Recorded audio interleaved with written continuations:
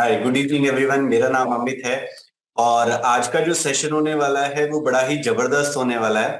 ठीक है, हमारे साथ जो हमारे काउंसलर हैं वो जुड़ चुके हैं, राइट। और अगर मैं उनके बारे में ब्रीफ करूं तो उन्होंने बहुत सारे फील्ड्स का मजा लिया है, बहुत सारे फील्ड्स को एक्सपीरियंस किया है और आज काफी सक्सेसफुल हैं। अगर मैं उनकी बात करूं तो शी वॉज एवरेज, मतलब जैसा मैम ने बताया था कि शी वॉज एवरेज स्टूडेंट। उन्होंने क्या किया, AIPMT क्लियर किया, राइट। पहले तो 10th तक वो एवरेज थे, उसके बाद 80s में वो गए।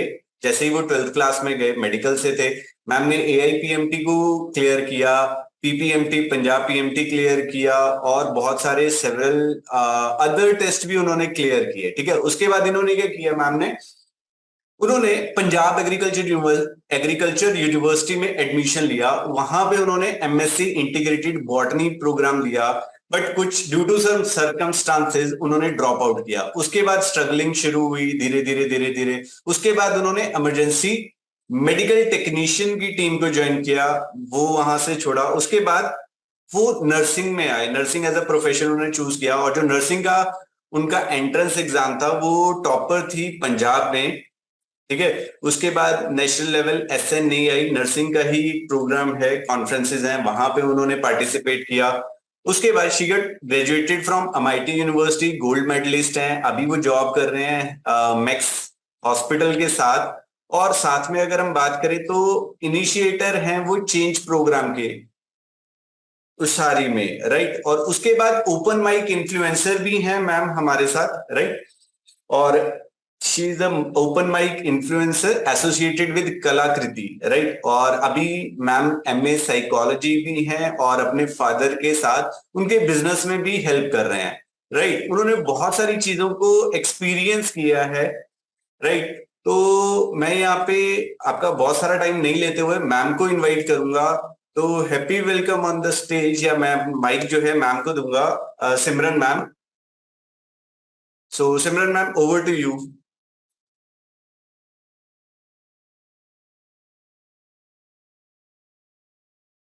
सिमरन ma'am, can you hear me?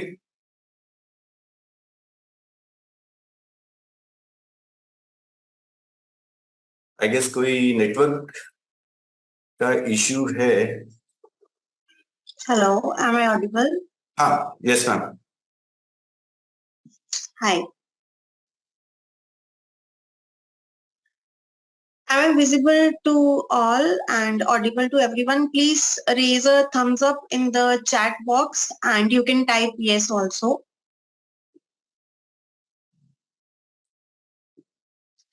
Come on guys, I'm waiting for your text reply. Yes, yes, cool, cool, cool, very cool. So you are going to reply me in the text box because we won't be able to discuss, right? So your questions also, I will be good evening, thank you so much. And your questions also I will receive in the chat box only so that we will communicate and we will talk about it. So first of all, first thing which comes to your mind, why are you guys listening to me? I'm not a doctor. I'm not a IITM. I'm not a professor.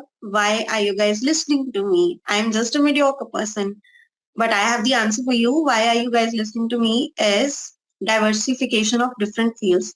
I have entered almost healthcare, medical professions, engineering professions, worked with them, dropped out of those, and I went to their core.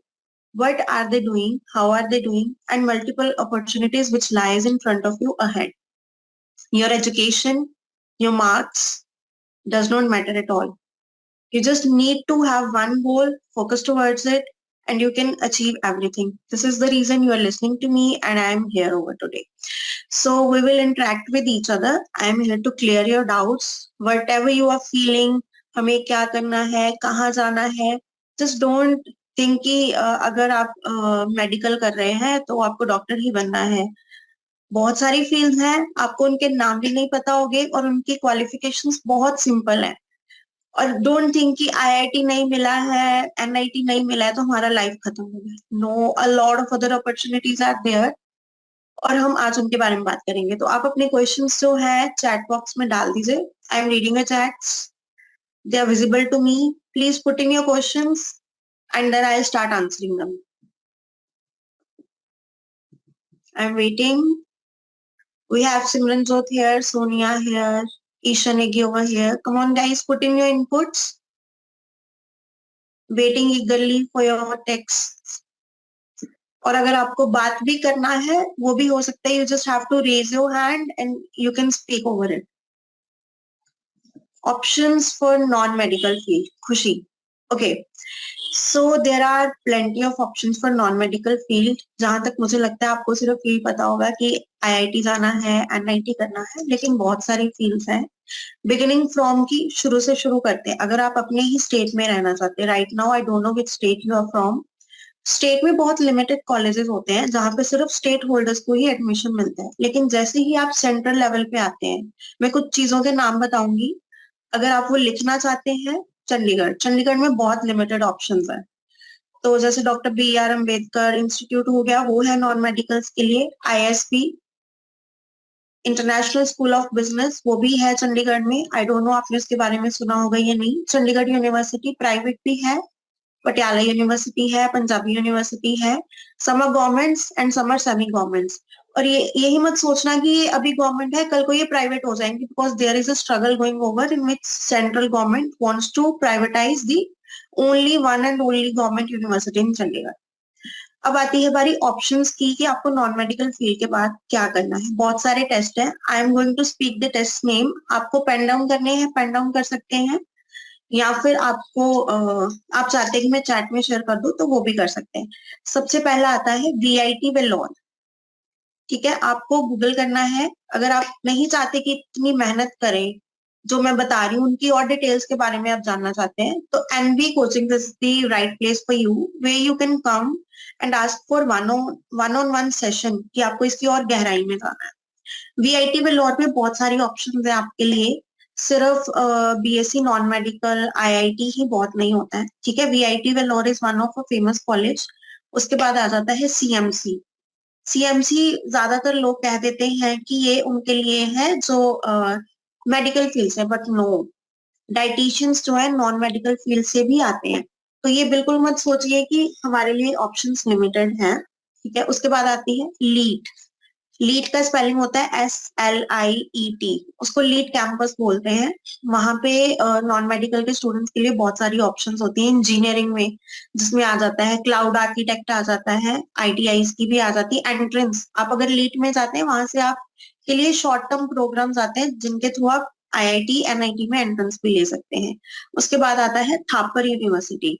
It is a semi government university. अब शायद privatise हो गई है. Thapar university में बहुत सारी options है आपके लिए, starting from electronics, communication and mechanical, civil, architectural and computer engineering, CSE. CSE is in quite high demand these days.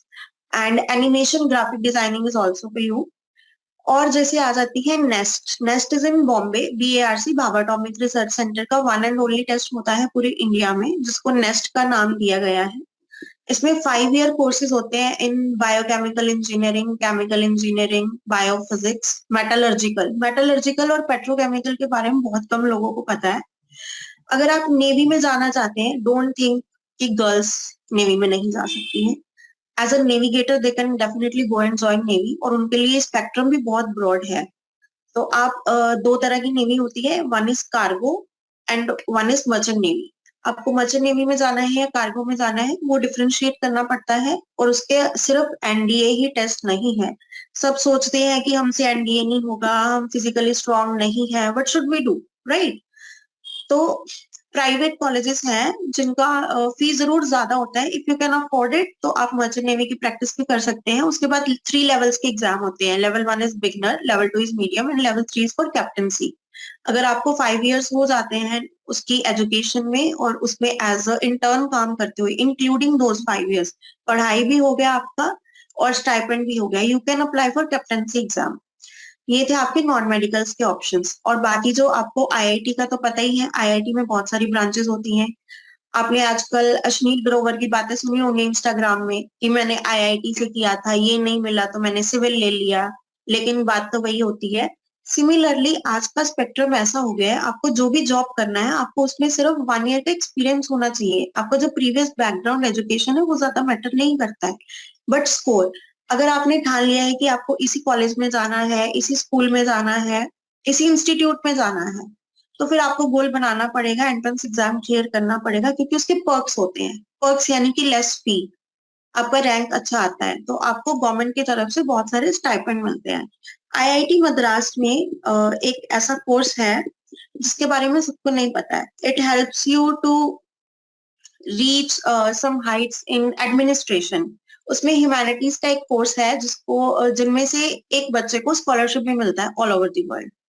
मैंने कितने सारे कॉलेजेस के नाम बता दिए। अगर आपको नियर चंडीगढ़ ही रहना है तो ICAR, Indian council of agricultural research में भी नॉन मेडिकल्स का बहुत स्कोप है, जैसे कि बायोटेक्नोलॉजी आ जाता है, एग्रोनॉमी आ जाता है, फिर उसके बाद एग्रीकल्चर इंजीनियरिंग भी आता है, जो ये मशीन्स बनाते हैं जितनी एग्रीकल्चर में यूज होती हैं।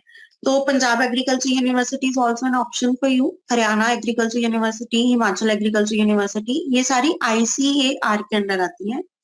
फिर गढ़वासू में भी है आपके लिए ऑप्शंस, जिसमें रिलेटेड टू वेटनरी साइंसेस और डेयरी फार्मिंग में आते हैं, उनमें भी नॉन मेडिकल का बहुत स्कोप होता है। तो आप इन सब में ट्राई कर सकते हैं। This is a small board, if you haven't written anything you can definitely note from here, take a screenshot. These are the most famous, except from IITs and NITs, वो बहुत famous है। I don't think कि मुझे उनके बारे में बताना पड़ेगा, right? तो खुशी, आपका कोई और क्वेश्चन है तो मुझे बताइए please, then we will move forward.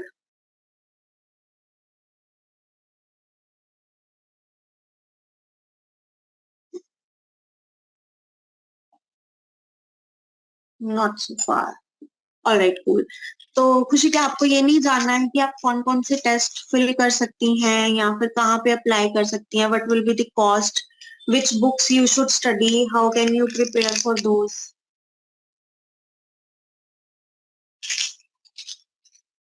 Of course, तो है ना, तो बताओ, क्वेश्चन बताओ, bring on your questions and we'll move forward.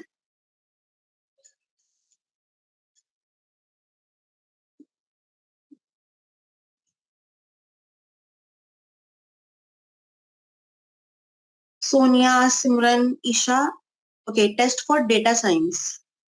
Data science के बारे में आप इंटरेस्टेड हैं, दैट इज कूल। तो डेटा साइंस का बहुत स्कोप होने वाला है। सबसे पहली बात, आपका एक मिथ होगा कि सिर्फ नॉन मेडिकल बैकग्राउंड वाले ही डेटा साइंस में जा सकते हैं, जो कि बहुत गलत है।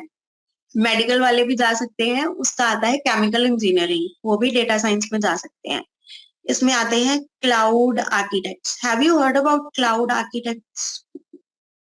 खुशी, have you heard about cloud architects? AI सबने सुन लिया है आजकल। No ma'am, you haven't heard about cloud architects. तो फॉर एग्जाम्पल मैं आपको दूंगी, a friend of mine is working in Samsung as an cloud architect. She did her bachelor's in computer science engineering, and she did her master's also in computer science engineering, and she took the majors in cloud architect.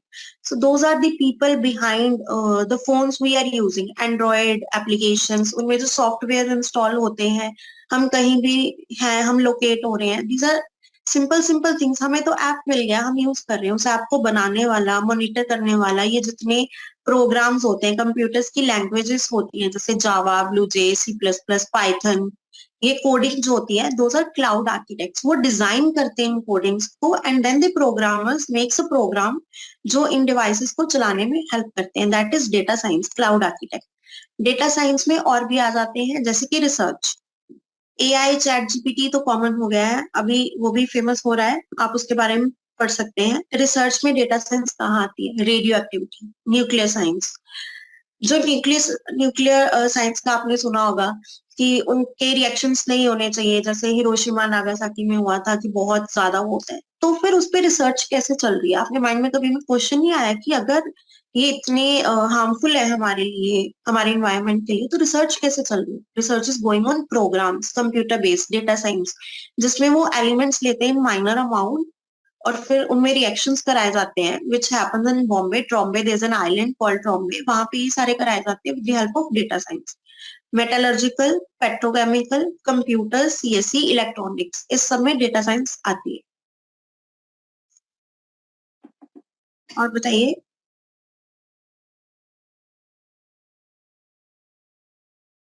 क्या सिर्फ खुशी को ही पूछना है, बाकी ईशा निधि, सिमरन, Sonia? Ma'am मेरा एक question था, बहुत सारे स्टूडेंट्स आते हैं राइट। जी। जैसे वो लोग कहेंगे कि सर हम मेडिकल फील्ड है आए हैं, और उसके बाद क्या होता है कि वो लोग मतलब most of the students like वो आएंगे मेरे पास, सर हमें एमबीबीएस करना है, मुझे डॉक्टर बनना है, एंड दैट्स इट। उसके बाद उनके अगर हम बात करें कि कोई और हम लोग फील्ड चूज कर सकते हैं या किसी भी और चीज में जा सकते हैं, तो वो उनके पास ऑप्शन नहीं होता। मतलब अगर हम बोले MBBS this is fine good, ठीक है हमें डॉक्टर बनना है, बट बीडीएस के लिए वो थोड़ा सा थॉट प्रोसेस चेंज हो जाता है कि यार नहीं। और थर्ड उनके पास आता है। BDS are earning more than MBBS, अगर मैं सच बताऊं तो। Right ma'am, just hold on for a minute through the question. उसके बाद वो दे आर लाइक कि मुझे नर्सिंग में जाना है। मतलब नर्सिंग की अगर हम बात करें, नर्सिंग ऑप्शन देते तो नहीं सर नर्सिंग नहीं, आई डोंट नो व्हाई। फिर उसके बाद वो पैरामेडिकल्स में जाते हैं, तो पैरामेडिकल के लिए वो प्रेफर करते हैं कि हाँ यार अगर कुछ नहीं हुआ तो आई गो फॉर पैरामेडिकल्स, राइट। ये थोड़ा सा मैम इसको थोड़ा सा इलेबोरेट, मतलब क्या ऑप्शंस हो सकते हैं, मतलब एक्सेप्ट एमबीबीएस हम क्या ऑप्शंस में जा सकते हैं। So there are many other options. मान लो कि आपको एमबीबीएस नहीं मिला है, तो आपके पास मिल रहा है बीडीएस, बीएमएस, बीएचएमएस। तो करंटली एमबीबीएस का वैल्यू बहुत कम हो गया है, बिल्कुल नहीं माना जाता है, क्योंकि एमडी, एमएस और एमसीएच और डीएनबी में बहुत सारी ऑप्शंस आ गई है। ठीक है। अभी सबको यही होता है MBBS, MBBS, MBBS. They do not know MCh, MS, DNB. ठीक है। अभी करंटली जिनके पास डीएनबी, एमडी, एमसीएच और एमएस है वही कामयाब है, because they have a speciality to work in. MBBS अब बहुत माइनर रह गया, you have to work as a junior doctor under somebody. आप कंसल्टेंट नहीं बन सकते हो। Even if you open your own clinic you will not be a consultant, क्योंकि आप वही मेडिसिन प्रिस्क्राइब करोगे जो आपने किसी और डॉक्टर के अंडर ट्रेनिंग किया है। तो स्पेशलिटी इज वेरी नेसेसरी।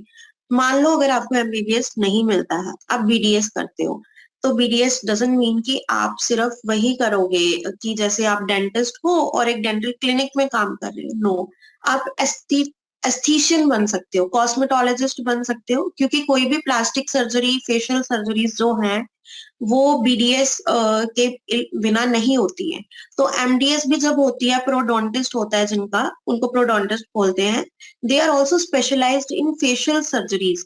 तो what are they doing, they are becoming physicians in dermatology, क्योंकि उनके they are already doctors, they just need to do a speciality course in one particular field.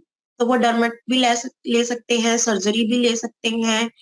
ये Botox fillers आजकल बहुत demand में है, तो वो बीडीएस डॉक्टर ही लगाता है, कोई नर्स नहीं लगाती है। एमबीबीएस भी तभी लगा सकता है अगर उसके पास सर्टिफिकेशन है डर्मेट का या फिजिशियन का। लेकिन बीडीएस इजीली लगा सकता है because they are already prepared and educated in facial and orthodontics. उनको सारी चीजों के बारे में पता होता है। अब मान लो आपको बीएमएस, बीएचएमएस मिल रही है, नोबडी न्यू कि अगर आप बीएमएस करते हो आप सीधा एमडी में जा सकते हो।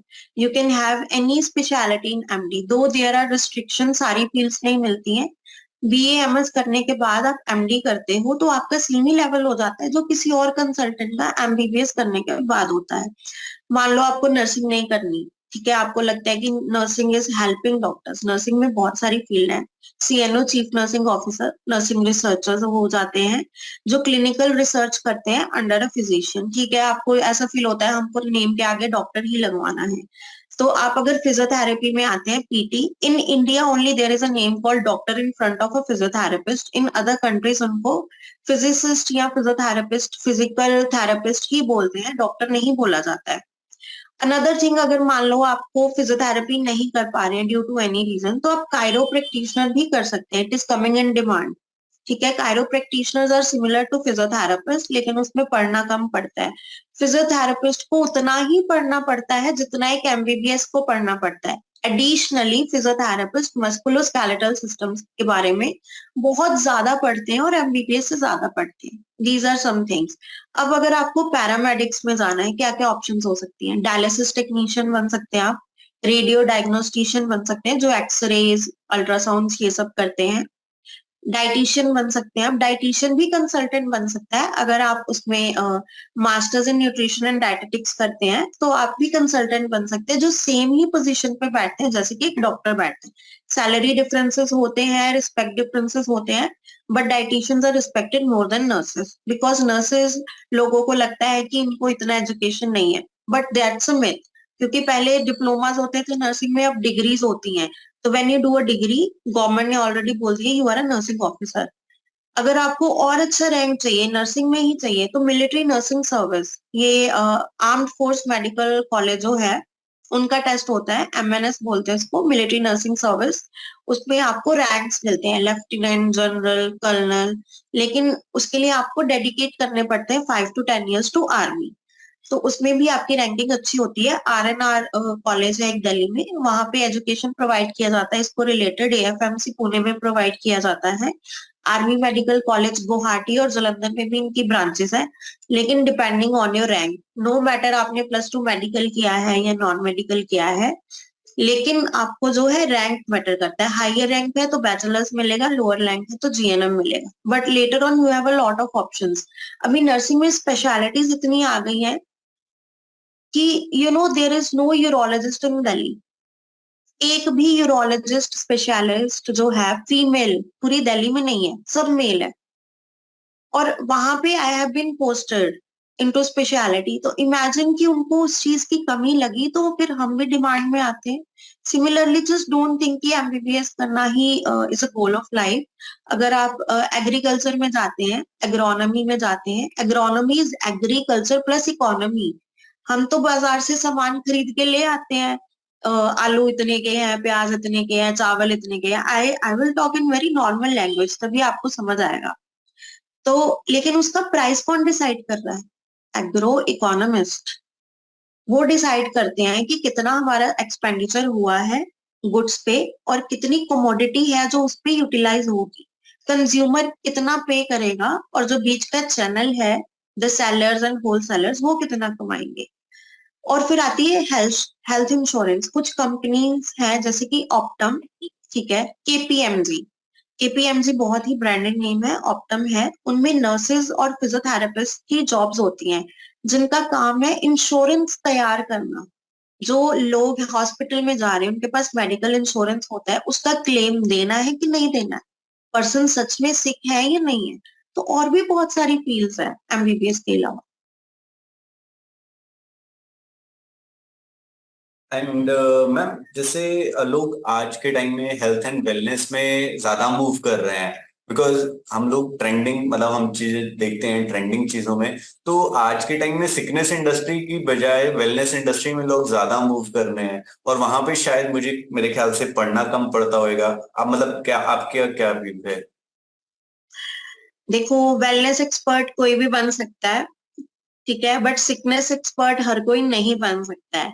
क्योंकि आज क्रिएटर्स, उनको लगता है कि हमने अपना डाइट फॉलो किया, कीटो डाइट फॉलो किया, हमने ये फॉलो किया, हमने खुद को चेंज कर लिया, आप भी कर सकते हो। No, that is a lie. Social media is a total lie. Don't follow social media. ये जो एक्सपर्ट्स होते हैं कि हमने ये फॉलो किया, उनके पीछे भी कोई होता है जो उनको बताता है कि ये फॉलो। अब मैं आपको एक सच बात बताऊंगी, I don't think many no, milk is a silent killer.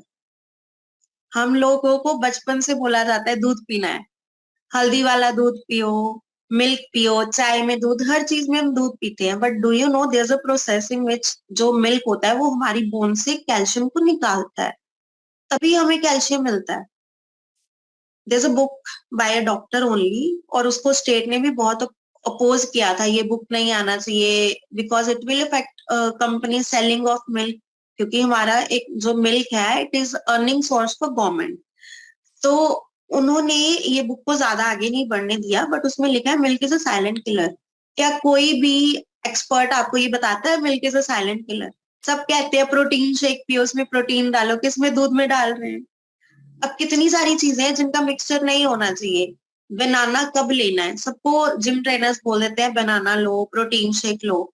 मेरे पास 16 ईयर्स 18 ईयर्स के पेशेंट्स आते हैं नेफ्रोलॉजी डिपार्टमेंट में, जिनकी किडनीज फेल हो गई है, रीजन प्रोटीन। जिम जाते थे, प्रोटीन लेते थे, पोटेशियम लेते थे, बनानास बहुत ज्यादा लेते थे। हमारी बॉडी को चाहिए बैलेंस। हर एंजाइम का, हर विटामिन का, हर मिनरल का। उस फिटनेस के पीछे क्यों? फिटनेस ट्रेनर्स, हेल्थनेस, वेलनेस, उनको फॉलो करते करते उन्होंने अपनी बॉडी को डिग्रेड कर दिया। यहीं पे आते हैं डाइटिशियंस, डॉक्टर्स, फार्मासिस्ट और नर्सेस, जो लोगों को बताते हैं कि आपको हेल्थ मेंटेन करना है तो हेल्दी वे में, नॉट इन वेलनेस। और ये जो क्रिएटर्स होते हैं वो कितना कुछ करते हैं, खुद को डिहाइड्रेट रखते हैं, कितनी सारी चीजें फॉलो नहीं करते हैं, सप्लीमेंट्स लेते हैं। यंग एज पे आपने सप्लीमेंट्स लेना शुरू कर दिया तो आपने अपनी बॉडी को रेजिस्टेंट बना लिया कि वो उसको फाइट ही नहीं करेगी। आपने उसको सप्लीमेंट दे दिया तो जो आप खाना खा रहे हो उसमें से वो न्यूट्रिशन ले ही नहीं पाएगा। तो आई डोंट थिंक कि अगर आप उसमें जाते हो तो किसी को फॉलो करते हो it is a right choice. Instead अगर आप फिजियोथेरेपिस्ट को फॉलो कर रहे हो जिसने डिप्लोमा किया है इन न्यूट्रिशन, ही और she will guide you right. Trainer जो जिम एक्सपर्ट्स है, अगर उसके पास एजुकेशनल क्वालिफिकेशन है, ओनली ही और she can guide you right. Dietitian है, ओनली ही और she can guide you right. But अगर कंटेंट क्रिएटर्स की बात करें, सोशल मीडिया की बात करें, दैट इज अ फॉल्स लाई। और मैम एक्चुअली मेरे ना काफी स्टूडेंट से मेरी बात हुई थी, तो उन्होंने ना कुछ क्वेश्चंस भी मेरे पास रखे हुए थे कि जैसे मैम आपने बहुत सारी चीजें की हैं, तो जैसे उन्होंने सबसे पहला क्वेश्चन था, how can I build on my strength? How can I build my strength so this strength is for overall physique और फॉर स्टडिंग? और फॉर बिकॉज इस स्टडीज। एज के बच्चे तो स्टडी पे ही फोकस स्टडीज के करेंगे, लिए जी मैम, अपने करियर को लेके। अपने करियर को लेके। जी मैम। सबसे पहले मोस्ट इम्पोर्टेंट चीज है वेकिंग अप अर्ली, जो हमें बिल्कुल पसंद नहीं है। आप अगर रोज 5 बजे सुबह उठ जाते हो तो आपकी सारे दिन की प्रॉब्लम सॉल्व हो जाती है। बिल्कुल सच है, फॉलोड है, प्रैक्टिस्ड है, एक्सपेरिमेंटेड है। सुबह 5 बजे उठ के खुद को टाइम देना। नो स्क्रीन टाइम, बिल्कुल स्क्रीन टाइम नहीं होना चाहिए। हमने फोन चेक कर लिया, अलार्म ही फोन पे लगाते, क्यों लगाना है? जब फोन नहीं थे तब हम क्लॉक पे अलार्म लगाते थे, घड़ियां होती थी, घड़ी पे अलार्म लगाओ। That is the best thing, क्योंकि फोन पे जैसे अलार्म बंद करने उठोगे ना, साथ ही फोन का लॉक खोल के सोशल मीडिया खुल जाता है। तो watch is the best option to alarm. 5 AM उठो और अपना सारा डे प्लान करो कि आज मुझे दिन भर क्या करना है, कितने घंटे पढ़ना है, कितने घंटे ये करना है, वो करना है। Your breakfast should be very healthy. People क्या करते हैं, ब्रेकफास्ट में कम खाते हैं, हमारा मन नहीं कर रहा, हमें नहीं खाना, और डिनर हैवी करते हैं, उससे आती है क्लमजीनेस, लेजीनेस। ब्रेकफास्ट अच्छा होगा, आप दिन भर एक्टिव रहोगे। You have to drink at least 8 to 10 glasses of water. हर जगह लिखा होता है, हम फॉलो नहीं करते।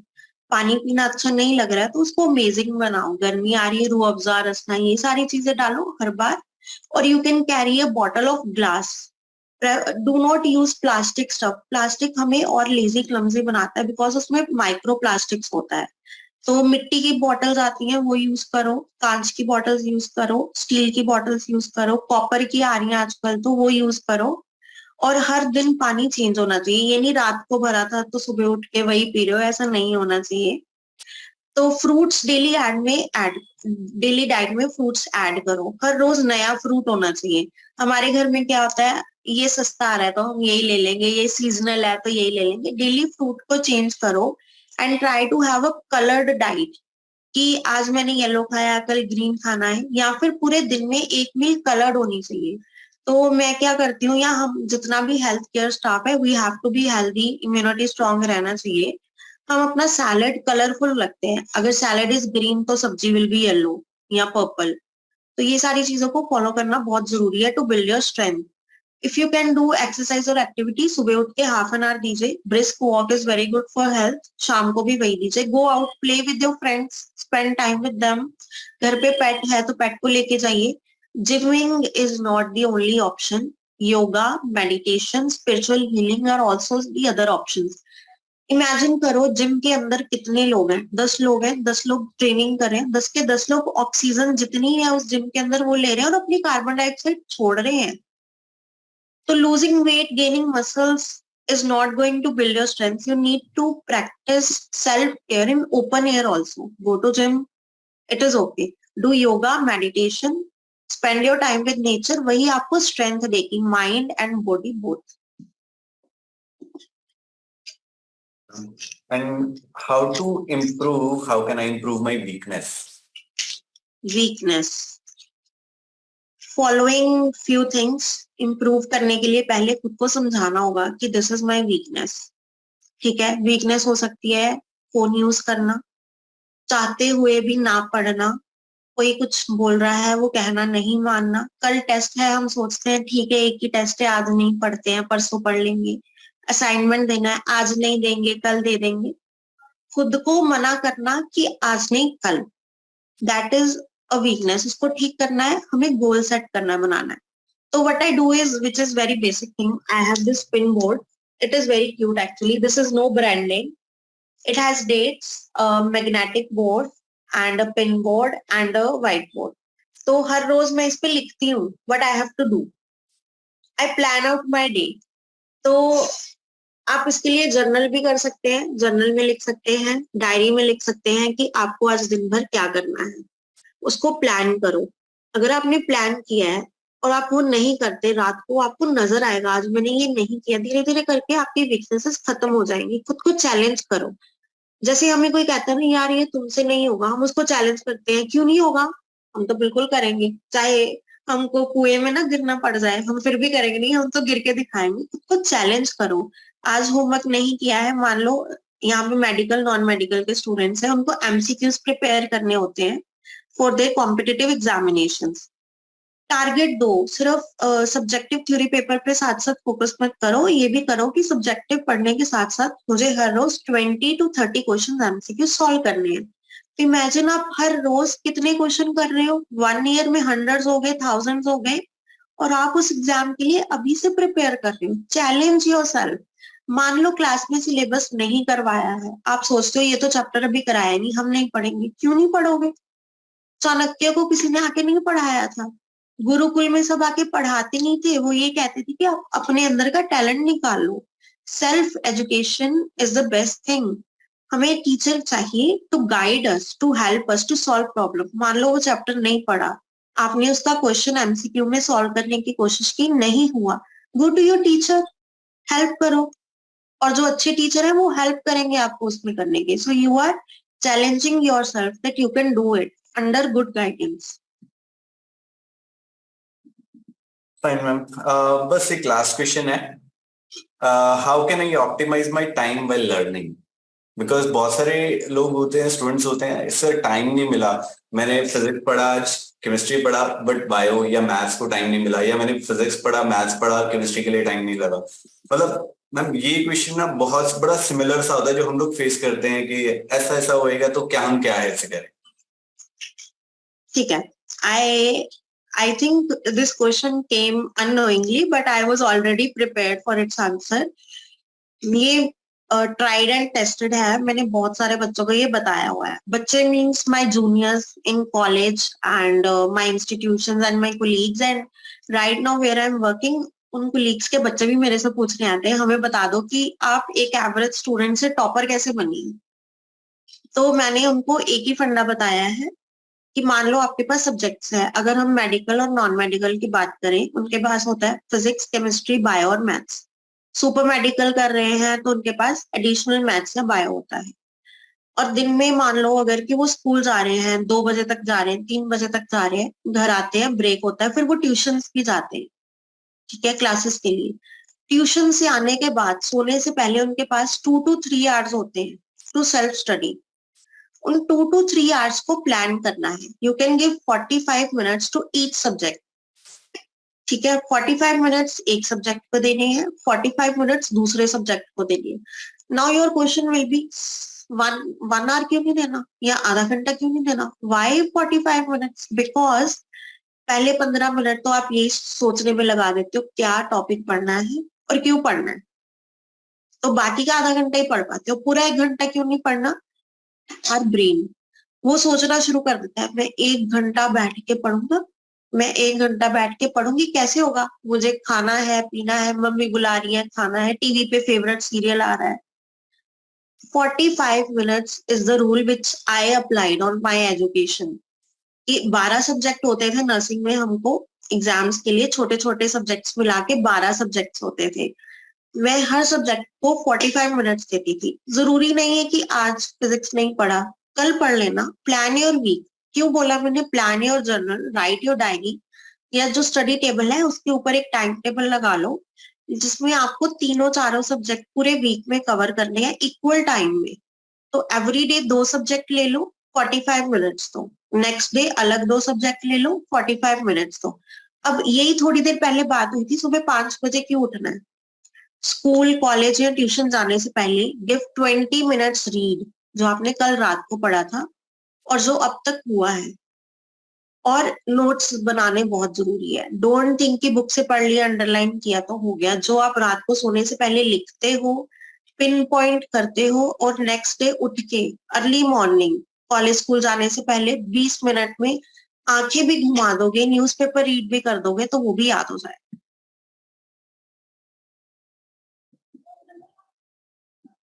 Right ma'am, thank you so much ma'am.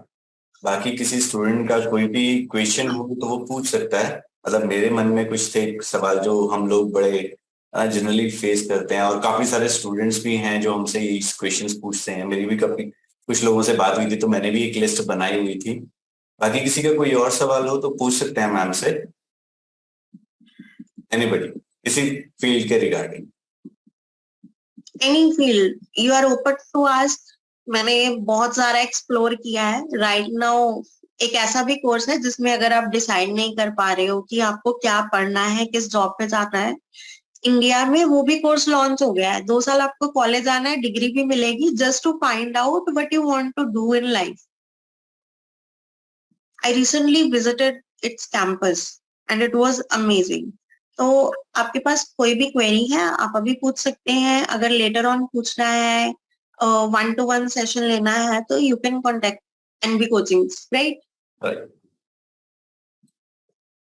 चलो, आई गेस मैम सारे क्वेश्चन सभी कवर अप हो गए हैं, राइट? तो हम लोग ये सेशंस रखेंगे मैम, कंटिन्यू रखेंगे, ठीक है? हम आपकी सर्विसेज लेते रहेंगे जब जब भी हमें लगेगा कि हाँ स्टूडेंट्स के कुछ नए क्वेश्चंस आए हैं या कुछ भी लगता है ना, क्योंकि आपने बहुत सारी चीजें एक्सप्लोर की हैं, और हम आपका एक्सपीरियंस यूज करेंगे बाकी बच्चों के साथ, सो दैट, और इसका रिप्ले जो भी है हमारे साथ, मैंने एक फॉर्म शेयर किया है आपके साथ, वहां पे जाके एक बार लॉग इन करके, जस्ट एक फॉर्म है, जस्ट कॉन्टेक्ट फॉर्म है, आप उसे कर सकते हैं। उससे हम लोग आपको इस पूरे वीडियो का रिप्ले मिल दे देंगे, right?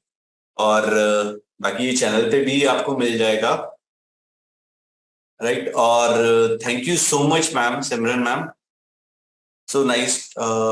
So we are blessed कि आप हमारे साथ थे, बड़ा जबरदस्त सेशन था, and thank you so much ma'am.